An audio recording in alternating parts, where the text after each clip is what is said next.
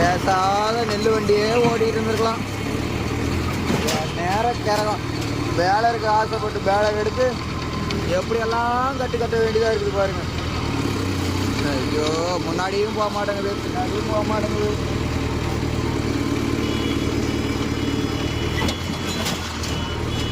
எப்படியும் வீட்டுக்கு போங்காட்டி இருக்கிற 4-6 டயரையும் கழட்டி வச்சுக்கிட்டு தான் போவேன்னு நினைக்கிறேன். எந்த ஒரு இது